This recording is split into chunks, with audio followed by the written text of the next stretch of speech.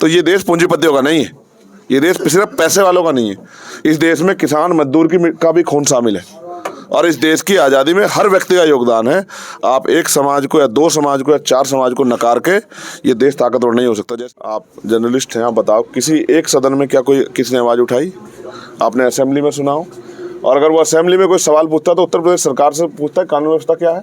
आज़ाद समाज पार्टी के संस्थापक और अध्यक्ष हमारे साथ बातचीत करने के लिए मौजूद हैं। आज़ादी, सबसे पहला सवाल आपसे, आपको चंद्रशेखर कहूँ, आज़ाद कहूँ या फिर रावण कहूँ? नाम में क्या रखा है? नाम तो आदमी को बचपन में मिलता है जब उसे अपने होश भी नहीं होती। तो आदमी की पहचान उसके काम से होती है और मेरा काम ही मेरी पहचान है। मुझे आप इस नाम से जानिए कि जब भी किसी को मेरी ज़रूरत है उससे पहले चंद्रशेखर आज़ाद उसके साथ खड़ा है। आप लंबे समय से लोकसभा नगीना से चुनावी मैदान में हैं, क्या लग रहा है, कैसा रेस्पॉन्स आपको मिल रहा है यहाँ से? हर आदमी अपने मुंह अपनी बड़ाई करता है। आप फील्ड में जाओ, जब आप फील्ड में जाओगे तो एक नई बात आपके साथ ये होगी, आप शर्ट तो पहन के जाओ काली, वो हो जाएगी सफ़ेद। गांव में आप जाके देखो, इतने बुरे हाल हैं और जनता यहाँ की परेशान है। यहाँ 3 पार्लियामेंट के चुनाव हुए, 3 अलग अलग पार्टियों के MP बने, लेकिन आप जाके पूछो तो आपको पता लगेगा कोई भी चुनाव के बाद किसी को ढूंढने नहीं मिला। MP बनने वाला भी और जो MP का चुनाव हारा वो भी। ये जनता है, ये एक ऐतिहासिक सरजमी है, यहाँ से बड़े बड़े नेता दिए इस जमीन ने। तो यहाँ तो चंद्रशेखर इस मिट्टी के लिए तो इस मिट्टी का बेटा है, भाई, दोस्त है। जिनके पास नहीं भी पहुँचा हूँ वो भी अपना मन पक्का करे बैठे हैं कि हमें, देखो आज की जो राजनीति है इसको इस तरह समझो कि एक तरफ पैसे वाले लोग हैं, उसी के साथ उद्योगपति हैं, उसी के साथ व्यापारी हैं, और दूसरी तरफ वो लोग हैं जिनके पास कुछ भी नहीं है। मैं उनमें से हूँ, जिनका गला नहीं CBI नहीं पकड़ सकती, ED नहीं पकड़ सकती, इनकम टैक्स नहीं पकड़ सकती, और मुकदमे जेल। एक क्रांतिकारी होने के मेरे नाम में भी क्रांतिकारी नाम छिपा हुआ है।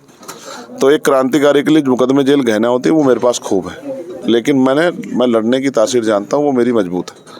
मैं जिस माहौल से चल के मैं उसी तरह का माहौल चाहता हूँ, वो देश भर में हो, और उसके लिए मुझे एक सहारे की ज़रूरत है। तो वो सहारा मांगने में नगीना में आया हूँ, और मुझे खुशी इस बात की है कि यहाँ हर कोई व्यक्ति चंद्रशेखर आज़ाद है, वो खुद अपना चुनाव समझ के चुनाव को लड़ा रहा है। एक सवाल ये निकल कर आता है, और भी तो तमाम सीट्स थी, लेकिन चंद्रशेखर आज़ाद ने नगीना ही क्यों चुना? ये पार्टी का फैसला है, ये मेरा फैसला नहीं। मैं भी पार्टी और सीटों भी तो फैसला कर सकती थी। नहीं, आप समझे नहीं ना। जैसे पार्टी ने डिस्कशन करके मुझे ऑर्डर किया कि भाई आपको नगीना लड़ना है, जैसे पिछली बार उन्होंने कहा था कि आपको गोरखपुर लड़ना है, तो मैंने ये नहीं देखा ना गोरखपुर में प्रत्याशी मेरे खिलाफ कौन है, तो मैं जाके लड़ा। उसी तरह से जब मैं यहाँ आया तब तो किसी पार्टी को प्रत्याशी भी नहीं था। 1 साल पहले पार्टी ने तय किया कि आपको नगीना चुनाव लड़ना है, क्योंकि वो चाहते थे पिछली बार भी कि विधानसभा चुनाव में यहीं लड़ूं, लेकिन क्योंकि मैं जिद्दी आदमी हूँ, कुछ मेरी भी जिद होती है, तो मैं ताकतवर लोगों से लड़ना ज़्यादा अच्छा समझता हूँ। तो मगर ये पार्टी का फैसला, मैं पार्टी में एक वर्कर हूँ और पार्टी के हर फैसले का सम्मान करना उस पार्टी के वर्कर की जिम्मेदारी होती है। पार्टी के यहाँ के लीडर्स ने, प्रदेश की टीम ने तय किया कि चंद्रशेखर आज़ाद नगीना लड़ेंगे, तो मैं नगीना लड़ रहा हूँ। तो जिस तरीके से आप क्षेत्र में लगातार घूम रहे हैं, क्या लग रहा है चुनाव चैलेंजिंग है? हाँ, खुद के लिए चैलेंजिंग है। मेहनत कम करूँगा तो कम वोटों से जीतूँगा, मेहनत ज़्यादा करूँगा तो ज़्यादा वोटों से जीतूँगा। फिर आपसे कह रहा हूँ, ये ठगे हुए लोग हैं, ये सहारा ढूंढ रहे हैं कि इनको कोई वास्तविकता मजबूत कंधे मिल जाए जिसके सहारे ये भी आगे बढ़ सकें। बहुत जुल्म हुआ है, बहुत नाइंसाफ़ी हुई है, और इस मिट्टी ने तो सबको मौका दिया, लेकिन इन चुनाव के बाद किसी ने इनके बारे में नहीं सोचा। इस जख्म भी यहाँ है। बहुत सारी प्राथमिकताएं हैं जो मेरे दिल में हैं, जो इस क्षेत्र में होने चाहिए, और उनके लिए मैं जी तोड़ मेहनत कर रहा हूँ। मुझे वो पद भी इसलिए चाहिए क्योंकि उसी को सरकार सुनती है। सड़क पे खड़े होकर मैं 11 साल से चिल्ला रहा हूँ, जिस चीज़ की मन होता है सरकार को। किसान आए थे ना, आपको पता है, 13 महीने बैठे रहे, 700 किसान शहीद हुए। फिर 1.5 साल बाद उनको पता लगा कि उनके साथ जो वादे हुए थे वो झूठे थे। तो पार्लियामेंट आंसरेबल है, हर बात का जवाब सरकार को देना पड़ेगा, और पार्लियामेंट को पूरी दुनिया सुनती है। किस तरह की अपने देश में किस तरह की जाति हम लोग सह रहे हैं, क्या हमारे साथ हो रहा है, और उस पे सरकार, हम पे होने वाले जुल्म पे भी सरकार हम ही को जेल में बंद कर रही है। हमारे घरों पे बुलडोजर चल रहा है, हमें सताया जा रहा है। यहाँ के सारी सरकारी नौकरियों को ख़त्म करने के लिए सारे सरकारी डिपार्टमेंट अडानी अंबानी को बेच दिए। जब ये दलित पिछड़े वर्ग के लोग आरक्षण का करेंगे क्या जब यहाँ सरकारी नौकरी नहीं होगी? तो हम पे तो जो अवसर थे वो इस देश में ख़त्म हो। महंगाई देखो कमर तोड़ रही है, लेकिन कोई कुछ कह नहीं सकता है। अडानी जी को फ़ायदा देना, अंबानी जी को फ़ायदा देना, कैसे भी दो, चाहे लोगों के खून 350 का सिलेंडर 1150 रुपये का दिया मोदी जी ने। 45-46 वाला पेट्रोल जो डीजल जो है वो 90-96 रुपये का बांटा, ठीक है। और बहुत बुरे बुरे दौर, अब देसी तेल ही ले लो सरसों का 200 के पार, मगर वो 200 के पार की आमदनी किसान के घर नहीं जा रही, वो अडानी जी के घर जा रही है। तो ये देश पूंजीपतियों का नहीं है, ये देश सिर्फ पैसे वालों का नहीं है। इस देश में किसान मजदूर का भी खून शामिल है, और इस देश की आज़ादी में हर व्यक्ति का योगदान है। आप एक समाज को या 2 समाज को या 4 समाज को नकार के ये देश ताकतवर नहीं हो सकता। जैसे ये शरीर है ना मेरा, ऐसे ही हमारा देश है। अगर ये हाथ मुसलमान है तो ये हाथ दलित है, ये पिछड़ा वर्ग है। आप इसको नजरअंदाज करके, इसको नजरअंदाज करके ये नहीं कह सकते कि शरीर ताकतवर है। सही बात। ये शरीर पूरा ताकतवर तब होगा जब हर व्यक्ति की तरक्की होगी। तो आप जो जुल्म कर रहे हैं धर्म के आधार पर, जाति के आधार पर, वो हम सहना ही नहीं चाहते। कोई हम गुलाम थोड़ा ही है, हम तो अंग्रेजों के खिलाफ भी लड़े। आप जाओ इंडिया गेट, आपको पता लगेगा किन के नाम है उस पर जिन्होंने शहादत दी थी। अब ये बराबर में गांव पड़ता है मेरे यहाँ चलेंगे तो आप मुजफ्फरनगर में, तो फुलत एक गांव है जहाँ मौलाना कलीम सिद्दीकी साहब रहते हैं, जिनको जेल में ठूसा गया आरोप लगा के। आप देख लेना जिस दिन उनका मुकदमा जो है वो कोर्ट से होगा तो बरी निकलेंगे, आप देख लेना। लेकिन उसके एवज में जो उनके खिलाफ जो प्रकंडा, उसकी सजा तो उनको मिल चुकी निर्दोष होते हुए। लेकिन मैं आपसे ये कह रहा हूँ, उस गाँव के हर घर से शहादत दी गई है, और जिन्होंने शहादत दी आज उनसे पूछा जा रहा है वो देश के प्रति वफादार हैं या नहीं है।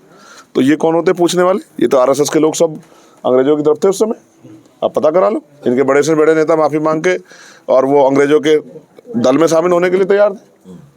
वो तो इस देश पे जो जुल्म हो रहा था वो तो उनके सहयोगी थे।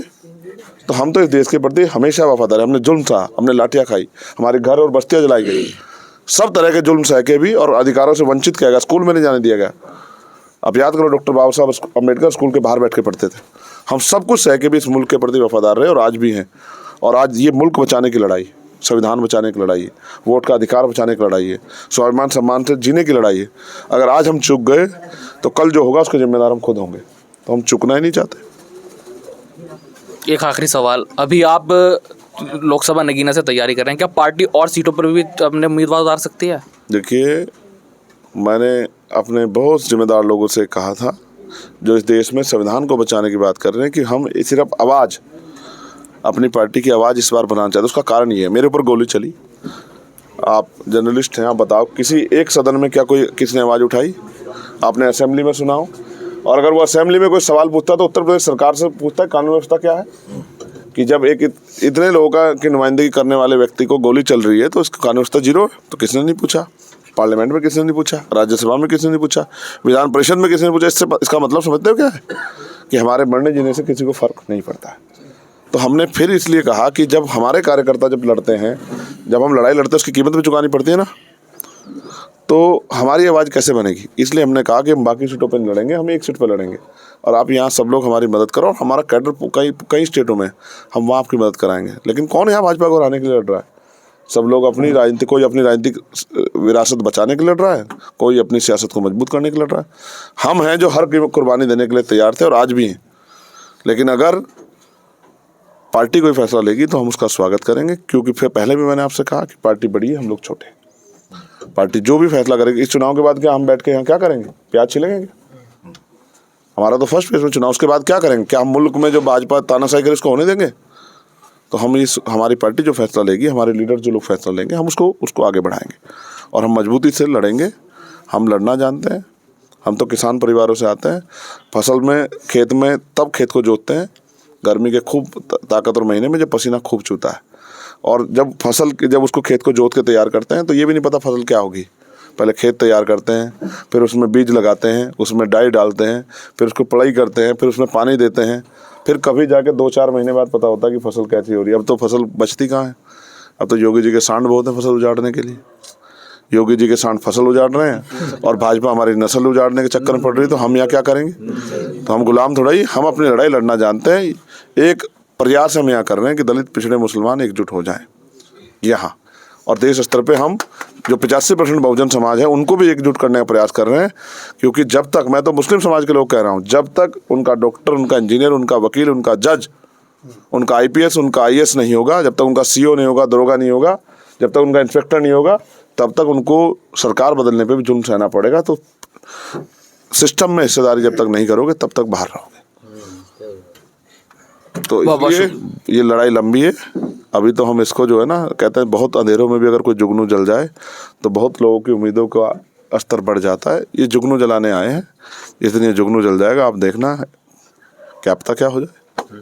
बहुत बहुत शुक्रिया। हमारे साथ बातचीत कर रहे थे आज़ाद समाज पार्टी के अध्यक्ष और नगीना लोकसभा से लोकसभा प्रत्याशी चंद्रशेखर आज़ाद, जो चुनावी मैदान में है और तमाम तैयारी को लेकर उन्होंने अपना जो एक्सपीरियंस है वो शेयर किया। अब देखना होगा क्या लोकसभा नगीना की जनता चंद्रशेखर आज़ाद को कैसा रेस्पॉन्स देती है, क्या चुनकर लोकसभा भेजती है या नहीं।